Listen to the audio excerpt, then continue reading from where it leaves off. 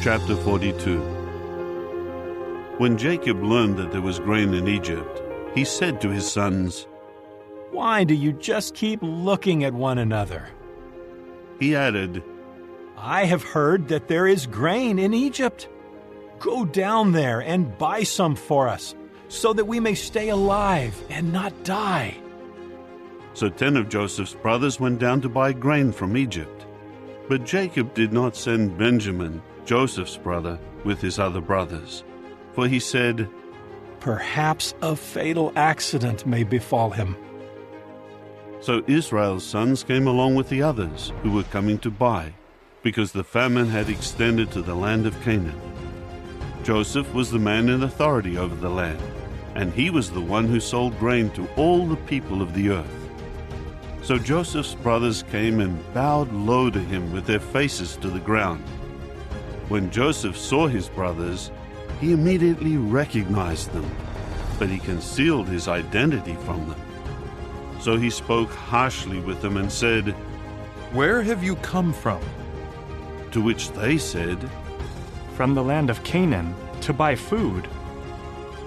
Thus Joseph recognized his brothers, but they did not recognize him. Joseph immediately remembered the dreams that he had dreamed about them, and he said to them, "You are spies. You have come to see the vulnerable areas of the land." Then they said to him, "No, my lord, but your servants have come to buy food. We are all sons of but one man. We are upright men. Your servants do not act as spies." But he said to them, Not so. You have come to see the vulnerable areas of the land. At this they said, "Your servants are 12 brothers. We are the sons of but one man in the land of Canaan, and the youngest is now with our father, whereas the other one is no more." However, Joseph said to them, It is just as I said to you. You are spies.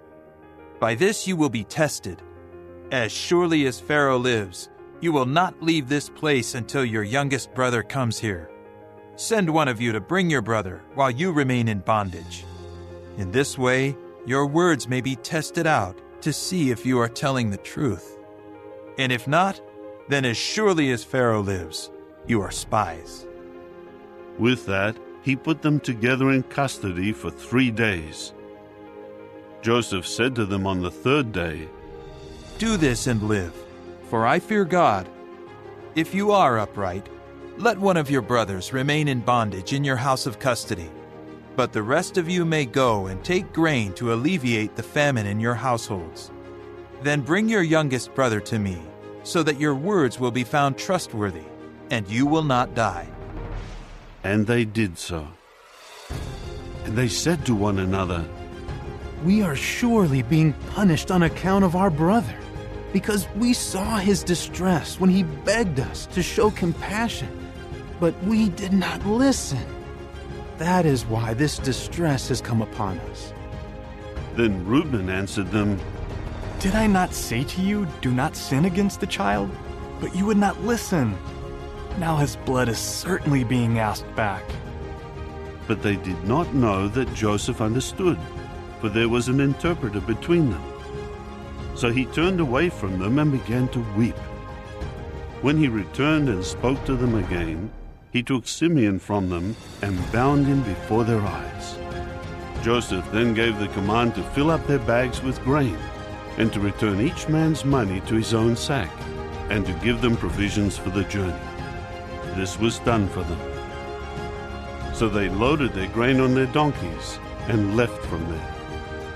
When one of them opened his sack to give fodder to his donkey at the lodging place, he saw his money there in the mouth of his bag. At that he said to his brothers, "My money has been returned, and now here it is in my bag." Then their hearts sank, and trembling, they turned to one another and said, "What is this that God has done to us?" When they came to Jacob their father in the land of Canaan, they told him all the things that had befallen them, saying, "The man who is the lord of the country spoke harshly with us and accused us of spying on the country. But we said to him, 'We are upright men. We are not spies. We are 12 brothers, the sons of our father. One is no more, and the youngest is now with our father in the land of Canaan.'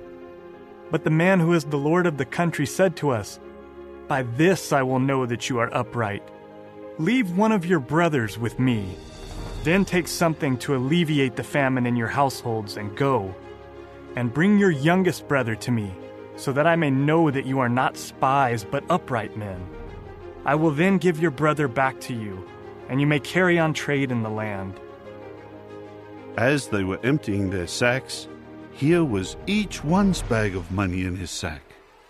When they and their fathers saw their bags of money, they became afraid. Jacob, their father, exclaimed to them, 'It is I you have bereaved. Joseph is no more, and Simeon is no more, and you are going to take Benjamin. It is upon me that all these things have come.' But Reuben said to his father, You may put to death my own 2 sons if I do not bring him back to you. Give him over to my care, and I will return him to you." However, he said, My son will not go down with you, because his brother is dead, and he alone is left. If a fatal accident should befall him on the journey you would make, then you would certainly bring down my gray hairs to the grave in grief.